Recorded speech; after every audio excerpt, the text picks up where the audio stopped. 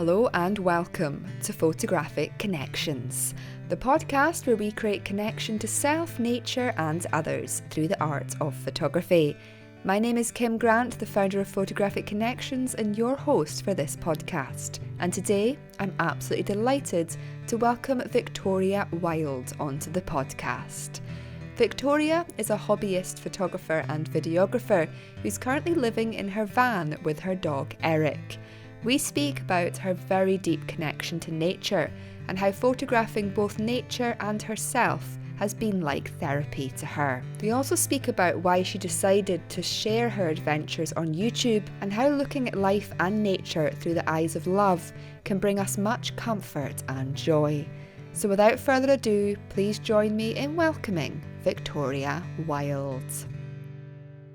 Hi Victoria, thank you so much for coming onto the podcast this week. It's really nice to connect with you. One of my YouTube viewers very kindly recommended one of your recent cinematic videos, and the moment I went on and watched it, I was just totally mesmerised by your skill in both videography and photography, and also your incredibly deep connection with nature, and we're going to delve into that today when we're speaking. But one thing I love to do when somebody comes on the podcast, the first thing I like to ask them is, what got them into photography in the first place? So if you could share your story of where your photography journey began.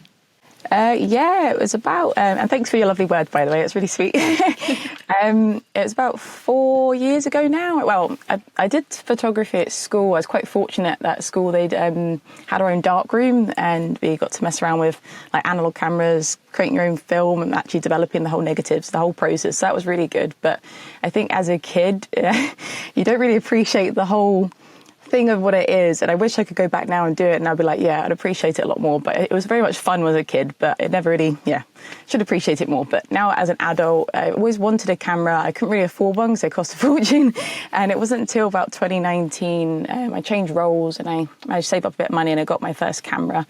And I've always wanted to do photography. I always go out and you just see an image or something, you see something, you're like, oh, I really wish I could have a camera right now and get that. So that's kind of finally bit the bullet after 2 years of deciding, I think, as well, because there's so many cameras out there.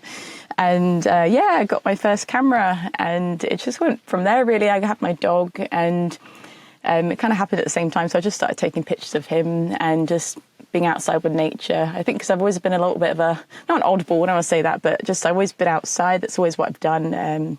I grew up in the countryside and on a farm when I was younger. So I spent a lot of time on my own being outside with nature. Is very much what I did. And I think for me, it just made sense to go out. So getting the camera and going out with nature, it fit really well. So it didn't look back really after that. So, so it's been that for the last 4 years, and recently doing more filming. But I just go out all the time. I don't always use my camera, but just go out with it and just whatever you feel like just taking a picture of. That's what it is, really. So, No, it's brilliant. I love that your connection to nature started from such a young age, growing up on a farm. The first 5 or 6 years of my life, I lived in the countryside surrounded by fields, and it was just like the most incredible place to have adventures and just enjoy nature. And then I moved to the coast and lived by a beach for the rest of my childhood, which was amazing. So I can totally relate there to where your connection to nature first came from. I guess, what do you get with being in nature? Because you seem to, according to your videos, I find that you seem to fully immerse yourself in nature. It's not just about the photography, the experience of videography. You're swimming in it, you're dancing in it, you're doing so much. I'd love you to delve into this. It's actually quite a mixture of things. I think, growing up in the countryside, I was the youngest child of 4. And I think I was always left quite on my own. And I spent a lot of my life on my own, especially in the countryside. So as cheesy as it sounds, eventually you just make friends with nature. And I think for me, I just go out and be like touching trees, being like, hi, just the world, as random as it sounds.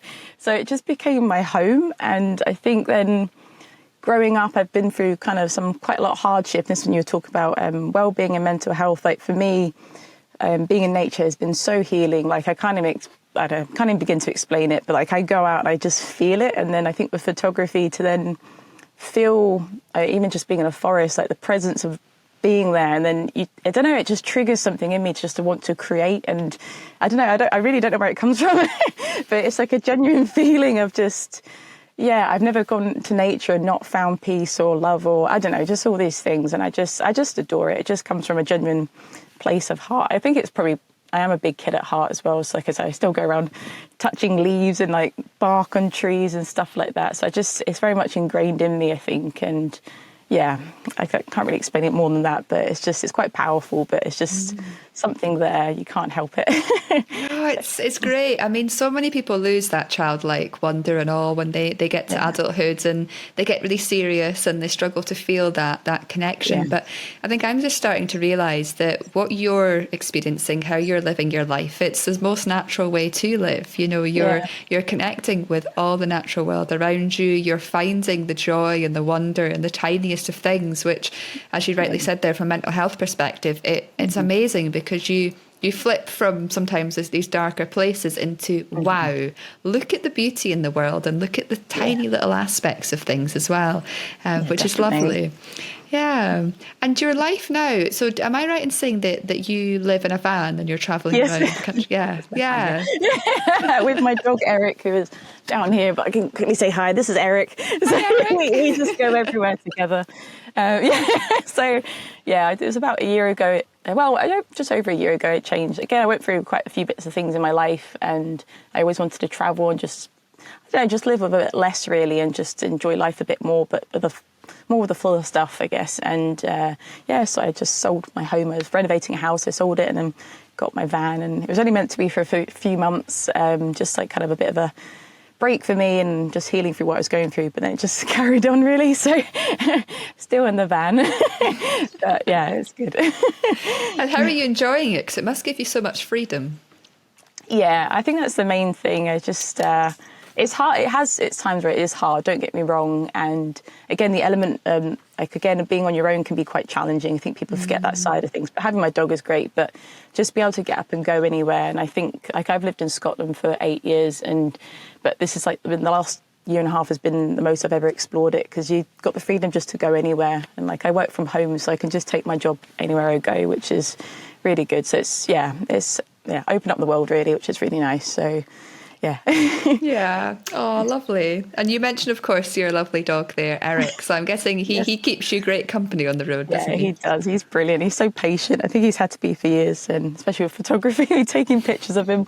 He's great. I wouldn't change him for the world. Oh, bless. Yeah. It's lovely to have that little companion with you as you're going around, and to keep you company. Yeah. And yeah, it's interesting there that you speak a little bit about the maybe loneliness you sometimes maybe encounter when you're living on the road. It's a difficult balance, isn't it, between having that freedom and that spontaneity to live and do kind of what you want to do, but also to, I guess, maintain relationships and things. It must be quite a challenging way to live, but also rewarding at the same time.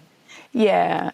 Kind of time. I mean, you meet lots of different people, which is lovely. I've heard so many different stories, and even other photographers when I've been out and about, and which is wonderful. But yeah, at the same time, it can be difficult. But I think in that respect, it forces you to, because I can be a bit, because I'm used to, say, growing up in the countryside, you kind of get used to being in your own company. So it's good for me to get out and try and talk to people more. And I think having YouTube and photography in general helps me keep that connection, and that's what I've enjoyed about especially YouTube. It helps you keep that connection with like-minded folk, and stops me being a miserable cow. So you're like, I just hide in my van, but no, otherwise I just end up running around forests on my own for ages. So it's good to have that contact.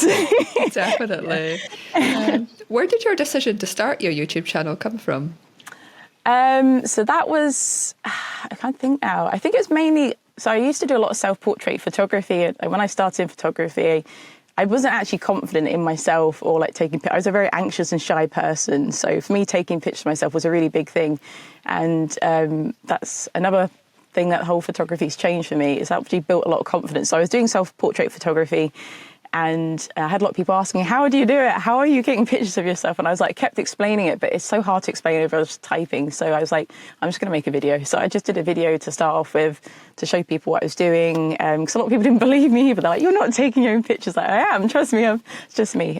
So I started off with that, and then people really enjoyed it. And I just started talking more about the equipment I was using, because I found when I was buying camera stuff, I just found it overwhelming online with technical reviews, and there's nothing wrong with that. I'm just not that minded person. I just like to know the facts, and then I get on. And then I couldn't find that, so I was like, I'm just going to talk about it from how I've got on with the camera or how I got on with a lens. And then people really enjoyed that, so it just kind of went from there really. And I just started enjoying it more, getting creative in different things. And then this year, I think it was, January, I got my newer camera, so I've been doing more filmography stuff or cinematography stuff this last year, which again has just been, it's another side of me I didn't realise I had, which is really lovely. So wow. So it's been building and building. It's been great. So yeah.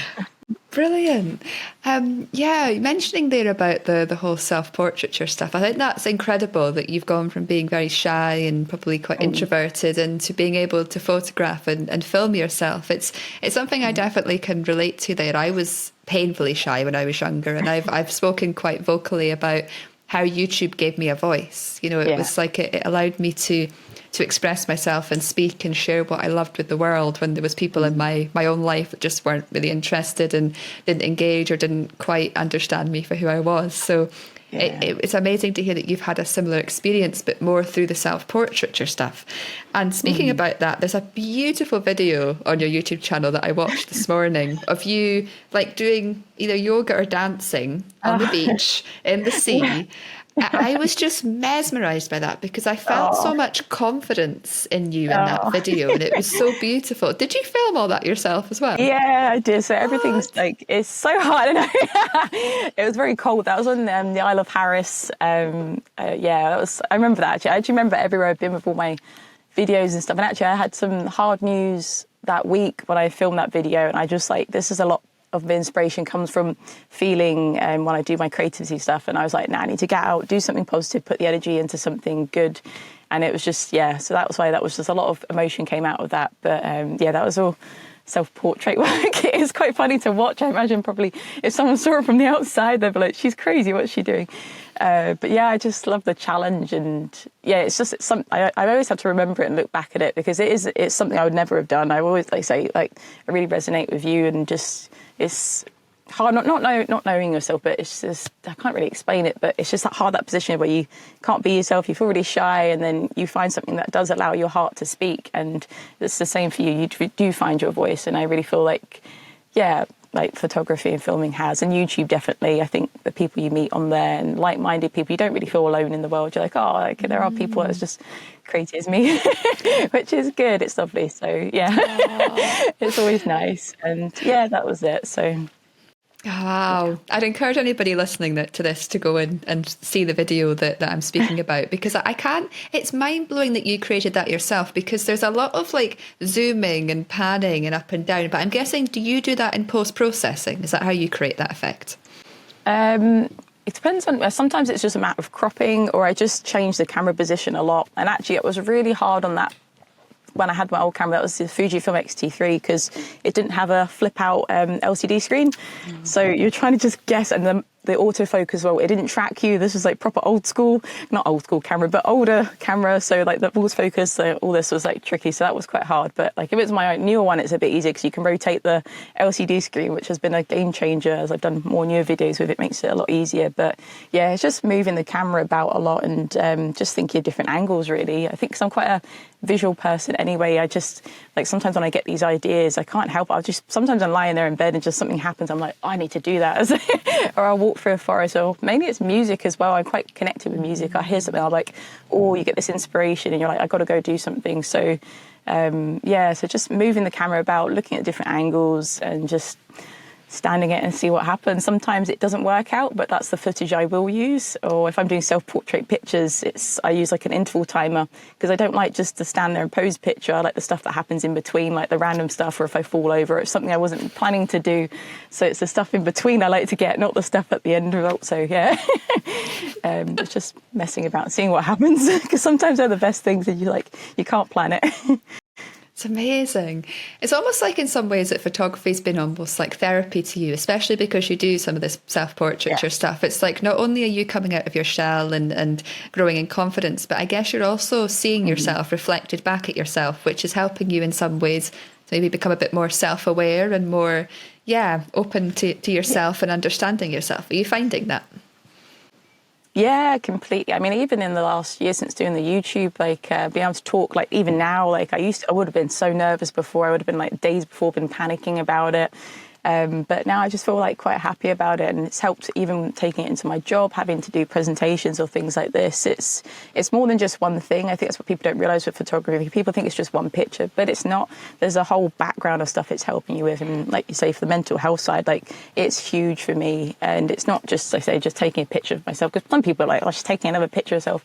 It's not like that. It's been more. It's been, like I say, a lot of personal growth and a lot of, if like you understood my mindset 4 years ago when I literally wouldn't even want to take a picture like on my phone, because I never did that either, to then stand in front of a camera and film something, it's a completely changed person. So it's been wonderful. It's been a whole beautiful journey. But I think that with nature is just, the two just were meant to be, I think. So It's been good. It's so interesting. I was listening to an interview on the Nikon YouTube channel the other day, Nikon sessions that they've been doing, and there was a self-portraiture photographer speaking on there about, she's got this huge fascination with psychology, and she brings psychology into photographing herself to help her understand herself better and see and portray all of these quite dark emotions sometimes in her imagery. But with you, it's almost like this positivity, this expansion, this seeing the growth. And I think that's why I love that video of you on the beach, because I can imagine, I just felt like you were so free and at one with nature and moving energy and everything through your body. And it's interesting then to hear that you had some difficult news that day as well, because it's like you were channeling that in that video, and it you could feel the emotion in it. And when you put emotion into something, I often find it really speaks to those who view it. Yeah, thank you, That's really touching.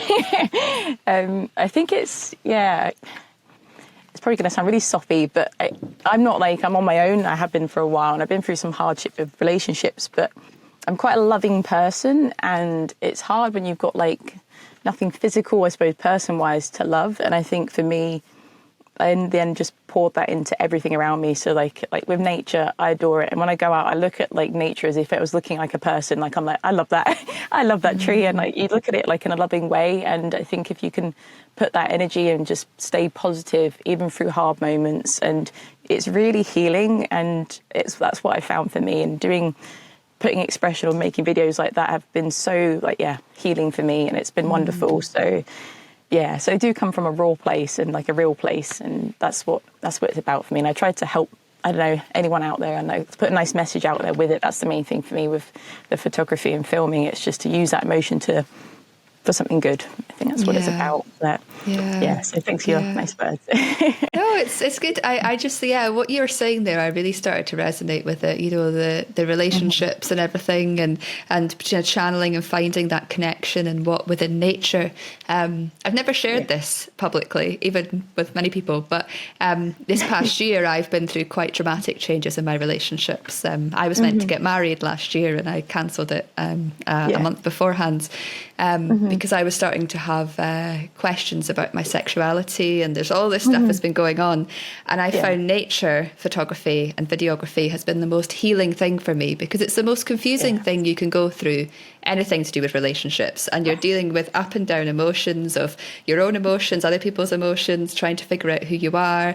And also, but I find when you are solitary on your own, that's when the most growth happens. You really start to understand who you are, you understand the world around you, you can start to grow and develop, and then you become a much more rounded person, so that when the time comes, I guess, in the future to engage with things again, it's like you're in a different place, and it's beautiful, and you can really hear that growth in what you're saying there as well. Well, same for you as well. It takes a lot of strength, I think, to stand up for your heart and just say, look, I need to take time for me and just figure out where you want to go in life. So I think it takes a lot of strength. And I think going into nature, I think because it's a safe space, isn't it? And it's constant. Like nature doesn't judge you. Nature is there for you. And if you can always see the magic and beauty in it, I think it could be a wonderful place to kind of, sit and just think, because it's where our roots are from.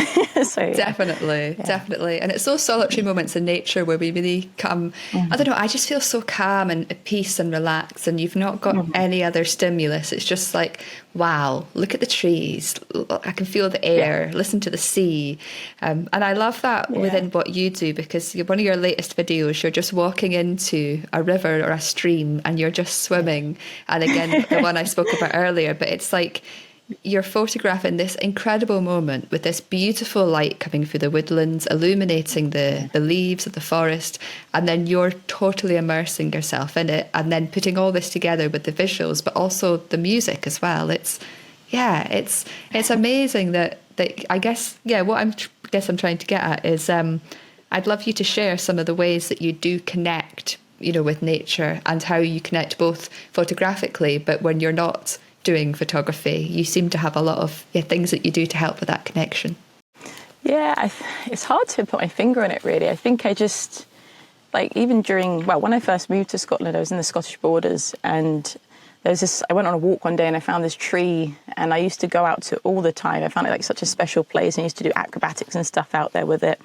And I think in the end, it becomes like home.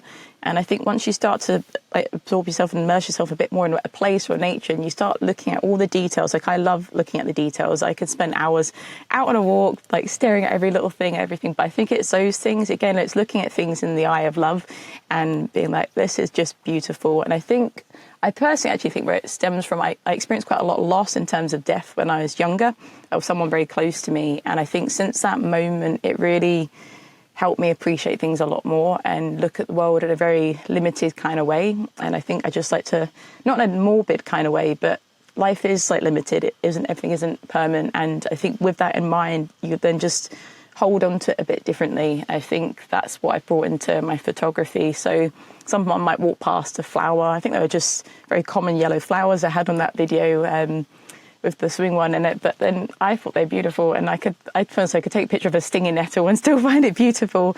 And I think if you can just take a moment to just stop and look and actually see, there is absolutely beauty in everything around you, not just the things we're told are beautiful, but in everything that people might call mundane, boring or ugly, I think are stunning.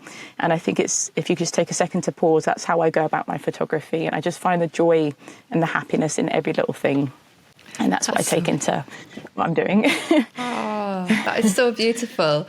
It's just so lovely to hear that you have that mindset, because it's a beautiful way to see the world. And I think, nature reminds us that nothing is permanent. It shows us the impermanence of life. But if we can view that from a positive standpoint, it's like we see the beauty in that moment. And, one thing I've realised in the landscape photography world this year, is so many people diss the summer because of the long days and you're not out at golden hours and there's so much green. But this year I've just fully embraced that. I've gone in the woods and I've embraced that green, and I've seen so much beauty in it. And it reminds you, let's enjoy this moment, because there's so much beauty in it. And yes, autumn is stunning, but it gets colder and then we have other things to moan about. So it's like, let's just enjoy what's here. I know. Let's enjoy what's here. But also when we can understand that impermanence, we also realise that life is short. We're not here forever, and it's just, let's make the most of these moments. And you just explained that so beautifully. Oh, thank you. I think it's like you say, you've said it then. I think people always wait for the perfect moment, but actually you can make the perfect moment. Is how you enjoy it. And like you say, I saw that in your Instagram, you're talking more about the green and shooting of green, and people don't like it, or hard to adjust colours or whatever in green. But I think it's wonderful. I think it's lovely that you've got that, and it just shows that you can take pictures of anything, and you just have to see it isn't a thing. I think it's the whole mindset as well. People always ask me what's the best camera, all this. I think, I say it's you. You don't necessarily have to have the best camera. It's your eye, that your heart, and the way you take a picture is going to change everything. So you can spend £6,000 on a camera or £60, but if you put the effort in and it's your heart, it doesn't matter what the camera is. It's about how you're going to take it and how you see the world. That's what makes the difference of the picture. Definitely. Enjoy everything, see the beauty in everything, and it just opens up a whole new world. And with that in mind, you seem to have a really deep interest in wildlife photography as well. A lot of your videos have been based around photographing the seabirds and things, and as well as badgers and things. So what's your connection with the wildlife? Again, it's just everything nature. I think I never had I did have a telephoto lens. I recently went Actually went to East Africa for the first time ever going on safari and stuff. Was it this year? At the start of this year. And it kind of opened up a whole new realm of wildlife. I was like, oh no, I've done it. And I have to look at more photography stuff. But then I was also trying to do more local stuff, because it's not just about the big, like saying the great things. You want to look at the stuff that's right in front of you as well. And I did a lot of stuff with in Kirkcudbright and Dumfries and Galloway, and I spoke to Alan at Scottish Photography Hides, and I was there doing some of his photography workshops and stuff in the Hides, and it was just an amazing experience. And I think it's not even just from the basis of the wildlife. It was actually seeing fully grown men enjoying like big kids, and like they're like proper to begin with, and they're like, oh, like getting excited about badgers, or like Alan himself is so lovely, and he was just getting so hyped up and excited about just setting up flowers for like the red squirrels and things like that. So I think it's just, again, being around other people, I think that's what added the cherry onto the cake. But also watching wildlife, you don't always get to see it. I think like I've always seen badgers like dead at the side of the road and never see them in real life, and it was just so nice to actually just watch a badger and just hearing it munch away at some food, and just appreciating every bit of it. So yeah, that's what I really enjoy. So when I'm going out, I'm always looking for stuff. I'm like one of these weird people that's like, oh, I'm going to go out and see some mythical creature. Never happens. I've never seen a mythical creature, but I always hope. But it was nice to see badger. You know what I mean? You always wait for it, but it never happens. And then, it's nice to see stuff up close and like actually experience and actually get a picture of it, because it's hard to try and go out into the wild and get stuff as well. So hat off to anyone that can go out and find stuff as well, because I must scare everything away. It's probably because I'm really loud. But so it's nice. So yeah, I love that as well. But it's the whole experience has been wonderful. But I definitely want to do more of that. But I just need to get some more equipment and stuff, unfortunately. But at some point I'll do that. But yeah, it's definitely more things I want to do, because especially when I went to the Isle of May and the Farne Islands. I went to the Farne Islands last year. And it's my first time experiencing puffins, and they are so adorable. It was just like the cutest things ever. And I was just like, I can't deal with this. They're so sweet. And then I went back this year, and it's just a wonderful, wonderful time, and I loved it. So just anything that just brings you joy, you just got to go do it. Yes. Yeah, 100%. Oh, it's so beautiful to hear that you've got this kind of new connection in some ways to the wildlife, and you're getting more into that, because there is something so beautiful about just sitting and watching a wild animal, and it definitely helps to deepen that connection with nature. And when you've already got that connection, it's just like the cherry on the cake. It is such an amazing experience. And I find, especially with seabirds, it's just the noise, the sights, the smells, the sounds, and it just seeing them, and the moment a puffin looks you in the eye, it's just like, whoa, this is incredible.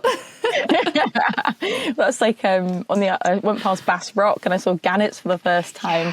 Like going to Bass Rock, it was like something out of like Jurassic Park. There was just like these massive birds everywhere. The whole like rock was just like moving, because there's that many birds on it. Obviously not the actual rock, but all the birds are moving, and I was just like, this is so unreal. It's just, I just felt like a kid going to Jurassic Park. That's what it felt like. It was so good.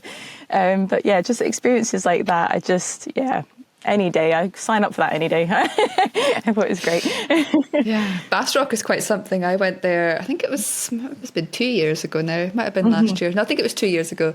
And yeah, I'm quite used to gannets, because I lived quite near to the only mainland gannet colony in Scotland for quite a while.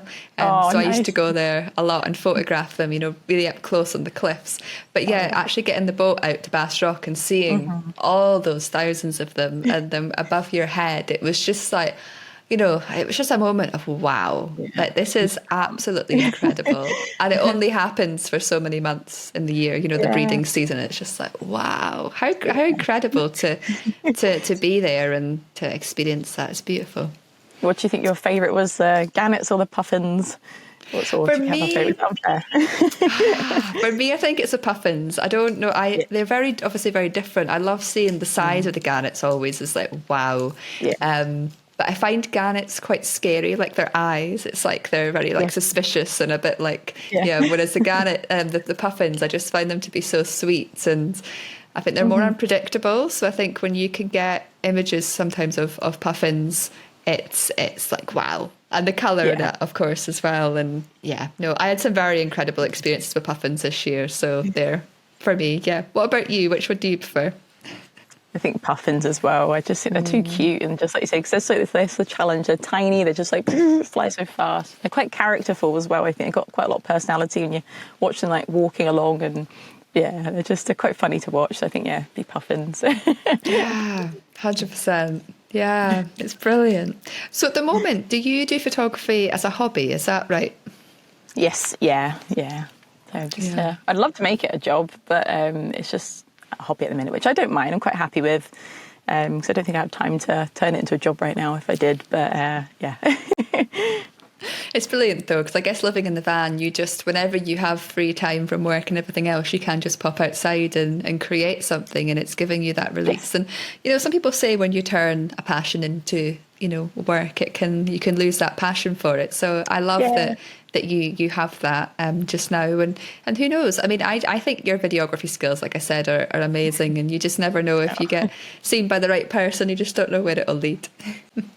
Yeah, well, I'm always like open to saying like yes to like even just talking to you now. I think it's wonderful, and like it's not to necessarily where it will go. I mean, you never know where things lead, but I think it's just nice to build connection with other people in the photography world. And like I said, I can be a bit cut off sometimes, so it's good for me to like talk and just you don't get to talk about photography a lot as well. I think I don't know if you said that at the beginning. Like I feel like a lot of people you talk about it are just like, oh, maybe she goes gone again. But it's nice to actually talk to someone who genuinely cares about it, is interested in nature and photography as well. So yeah, it's this is what it's about. So that's what I enjoy it for. Yeah. Brilliant. It's also nice to speak to somebody where it's not all about technicalities and gear. It's like, this is what photography does for me, this connection. Wow, I see this, and it just brings me so much joy. It's beautiful that we have that in common. Yeah, definitely. That's why when you reached out, I was like, oh, it's so good. I was like looking at your page and you get excited. I was like, woo, you go. It's good to support other people, so it's nice. It's also nice to have another female photographer, because we're very small. There's a lot more males on YouTube doing photography, and so it's nice to have somebody else. And that's why I was like, wow, there's somebody else, because I kind of know there's like a handful of female kind of well-known photographers on YouTube, and then when I was introduced to you, I was like, yes, there's somebody else, and she's based near me as well, so it's nice to share that. It's good. Yeah, no, definitely. I think it's why Fujifilm, because they've sent me not to keep, but equipment to trial out and send back to them to do reviews on my YouTube. And that was it was actually a lovely lady from Fujifilm as well, because I think again they're trying to support more female photographers, especially on YouTube. It's and there's nothing against male photographers, don't get me wrong, but it's just not loads of women on YouTube. So it's nice for them to support me with that as well, which is really good. So it's nice to have like companies support you, I think, and enjoy what you're doing as well. So they were good with that, which is nice. So oh, that's so lovely to hear. It's brilliant, fantastic. So I guess where have you, with autumn coming up, are you getting excited about heading out there and enjoying all the colours? Yeah, I've actually got quite a few not funny ideas.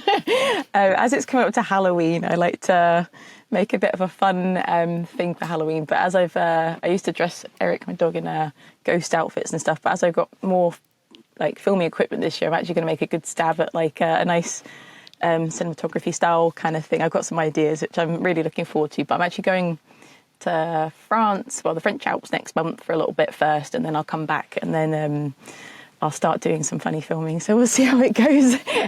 But got some plans, so we'll see what happens. Yeah, that's exciting. How cool that you're off to the French Alps. It's just like, because you were at Iceland not that long ago as well, weren't you?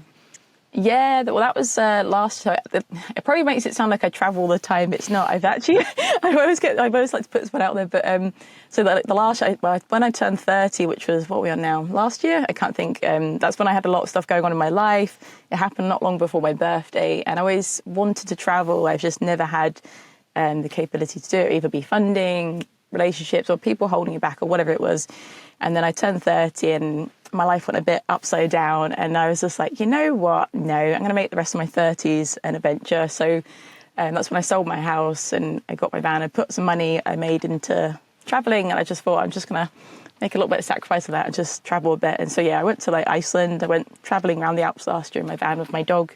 Then I went to Africa at the beginning of this year, but it's not a norm. I don't do that all the time. But I just was like, you know what? Nah, it's my time now to go do something. So I just thought, yeah, why not? So it's been been a lovely experience. I've been quite fortunate with that. So as one door closes, many open, as they say, and actually traveling, having the YouTube, having conversations like this right now have all been worth everything that's gone, because it's made way for some beautiful stuff. So yeah. Oh, yeah, you're so right there when you say when one door closes, another one opens, and it's about seeing, I guess, the opportunities, the lessons, the growth, and everything we go through. And it's funny because I turned 30 at the start of this year, and obviously I've gone through so much this past year. And I launched Photographic Connections on my birthday, and somebody said to me afterwards, they said your 30th birthday is actually a huge pivotal point of change, and a lot of people seem to go through quite a lot in the year leading up to it and the year after it. So it's interesting to hear that you kind of had this huge shift as well. It's like, yeah, that's fascinating. I think it's because it's the number with it as well. You're like, right, I don't know what it is. I just think in your mind, you're like, right, now's the time. That's just, it gives you a bit of a boost to just, I don't know, follow your heart. And I don't know, just things end up being like that. And it just, it worked out all right. It was hard at the moment and difficult, but now I look back with a smile because I'm like, my life's fine, so it's good. So that'd be my message to anyone. I think if you go through a hard moment, put it into like yourself, into good things. That's all I've done this year, and it's not in a selfish way. Like, you can still give it to other people, but I think if you're someone that spent a lot of time giving your energy and heart to other people, but never to yourself, it's give it to yourself for a little bit and just watch how the world opens up. I think it's a big lesson I've learned. So. Definitely give some time and energy to yourself. Oh, that's so lovely. And I could see, photography's obviously played a big part in your process with everything you've been dealing with as well. Have you found it's given, well, we've discussed, of course, that it's given you almost a different perspective, but do you feel like it's been really healing for you to have that creative outlet through everything you've been through? Yeah, 100%. Because I don't drink. That's not a problem to anyone else, but I don't have any outlets, so I don't like parties. I'm quite boring in that respect. So for me, I'm not an artist. I'm just like, I'm not like an artist. I don't sing. I can't play musical instruments. So the only outlet I have for me is one, dancing. So I did that when I was younger, or movement like yoga, whatever, and photography. And I feel like photography and creating has been my paintbrush or like my wand for magic. And again, it's just putting your heart into something. It's been so rewarding and so changing, just helps with that growth. And that, if anyone wants advice in anything I say, if you can channel that energy and find your creative impulse and outlook, it works magic. It really does. And for me, if I felt bad or had a hard day and I'm like, right, let's go out and do something positive and take a picture or do the filming, and by the end of it, you just feel so lifted, and it's changed what something would have been negative or a hard moment into something really quite special. And so that'd be my thing for it. Even down to like putting the videos together. Like you were saying about like the music, I take hours to pick music, but again, it's like I think it all has to link quite well. And music is a big thing for me as well, like of channeling feeling. And I think when you can match the two up together with the creativity and the photography or filming, it's been wonderful. It really has. So I can't recommend it enough. I think it's been great. Yeah, it's so lovely when you can put all these different creative means together. It's like some people might just see us as we're photographers, but it's the video, it's the audio, and as you rightly say there, like music is so important. Like the vibration of the music you choose, it has a huge impact on the story that your video then ends up portraying when it's put out there. And it's it can be a difficult thing to choose that. And I think as a creative, sometimes you have an idea of what songs you want to include, but actually finding the right fit can be a real challenge sometimes. Like royalty free, why can't I use mainstream? The mainstream song, but you don't know the royalty free song. So it is tricky. It is hard, but it's worth it when you find it. So definitely. I think I love just your innate connection to, like in some of your videos you're walking around barefoot, and it's just, I just love that. Again, going back to that immersion, you can clearly see in your work the immersion you put into it. And then that, I love you speak a lot there about channeling your emotion and that connection, because it's so true. I mentioned on a podcast a few weeks ago, but I did an experiment recently where I photographed images that were kind of told make good photographs, like certain settings and compositional techniques and they had no soul in them. They were really boring. And then I went out to the same location a few days later and just responded to what I saw and photographed what my heart was, was speaking to my heart. And the images were just like, wow. Like, to me, I just saw the huge difference in it. And I shared it with the community actually in a webinar, and they were like, yeah, I could really see that. So it's about, I love that you've reflected that back, because for people listening, it's good for them to open up to, how are you feeling in the moment? What are you seeing? What are you feeling? What are you responding to? And create images that come from within you, not from external sources, like from within you, and channel whatever's within you out into there and create something out of it. Definitely. And that's a beautiful example that you've just given. I think, I couldn't recommend. You've said it. Yeah, I think it's wonderful. And I think I did a photography tips and tricks, and I said break the rules, because the rules are made to be broken. And I get you need to learn the basics of photography, but ultimately if you're looking at photography as your art, which I think it is, I think it's a reflection of your soul, your personality, your heart, you in that moment. And like you say, if you can just go out and put that into what you've seen and how it moves you, that's what it should be about. And you can get the rule of thirds picture or whatever, all these things, fine, that's not a problem with that. But I think, challenge people to go out more and just say, if you're in a bad mood or if you're feeling a certain way, go out and just take a picture of what's like moved you in that moment, and you will see a change and you'll feel it more. So that's a really lovely example. So definitely. Yeah, I think a lot of people view photography as like a pleasurable pastime, but as you rightly said there, when you're having a bad day, actually going out and doing photography can be even more important, because it can get you out of what you're feeling and release that emotion, get you walking. Just walking with your camera can do so much benefits for us when we're, rather than being at home kind of stuck in our head ruminating things. And I often find when I'm out walking or doing photography that suddenly ideas come to me or solutions come to me, and it just it gives you that change of perspective, which is beautiful. Yeah, definitely. And if you're shooting like in manual, or not even just in manual, but I find like having to tweak and adjust my camera, it gets you really present as well. And it doesn't have to be, you don't have to go out and expect to, because I think a lot of people they pick on their work too much and expect to go out and always get the shot. It's like, it doesn't matter, just go out. If you see like, I don't know, a harebell or whatever flower, and you're like, I just want to take pictures of that, just go do it. It doesn't matter. And if it's like, in your mind, it might seem small, but it's not. It doesn't matter. I think if there's too much online with like this pressure, you have to get this big picture, or you're not doing anything at all. But it's like, it's not. I think just go out and do it for you, and just get a picture how you want to get it. That's what's important. And don't worry about anything online. Don't worry about you think anyone's going to judge it. You just do you in that moment and do how you feel. And that's what I think the good approach to photography is. So yeah, definitely. And that'll be reflected back to you when you post it as well. It's like people tend to respond better to things that come naturally. But it can be hard, what we do sometimes. There's always the fear of criticism or things. It's, yeah. It does happen. And I think when you open yourself up to the world, I think when you're a sensitive person or you're caring or loving person, you're going out doing a photography in a nice manner, and then it's going to be hard than when you get feedback, because you wouldn't give that feedback to someone else. And it's not feedback, it's just someone being mean. But I said this before on my page. I said, if you can't say anything nice, don't say anything at all. Constructive, fine, but when people leave mean comments, I just think you can really, especially if someone's just starting out with photography and they're really trying, they'd be like, oh, I've got a picture of, I don't know, this gate, I don't know, it could be something simple, but to them it means the world. And then if someone goes, oh, it's rubbish, you're like, you could stop someone from doing photography altogether. So I think it's just let people be people, let them enjoy what they're enjoying. You don't have to like it. Like, I don't like every single piece of art I'm going to see, but I wouldn't tell someone their art's not good. You just don't have to. It's just subjective, isn't it? That's the thing. So I think you just have to let people do what they want and what matters to them. So it can be hard though, like you say. Yeah, it can be tricky. The internet's an interesting place, isn't it? Because like you rightly said there, if you didn't like somebody's art, you wouldn't go up and say to them, if you walk into an art gallery and you're just like, this isn't for me, you would just walk out again. Whereas the thing with online is, I think, because people, they're not speaking to your face, they almost feel like they can say more. But I like when I'm watching videos, if I'm not resonating, I just switch off. I'm off it.